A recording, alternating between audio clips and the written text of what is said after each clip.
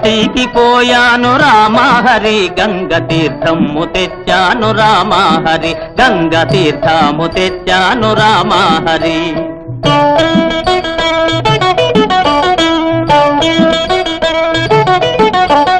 కాశీకి పోలేదు రామహరి ఊరి కాల్వలో నీళ్ళండి రామహరి మురుగు కాల్వలో నీళ్ళండి రామహరి ఈమె మాటలు పట్టించుకోకండి. ఈ పిల్ల మా మేనగోడలు నన్ను సంసారాలు నంపడంలో దింపడానికి వచ్చింది. శ్రీశైలమెళ్ళాను రామహరి శివుని విభూతి తెచ్చాను రామహరి శివుని విభూతి తెచ్చాను రామహరి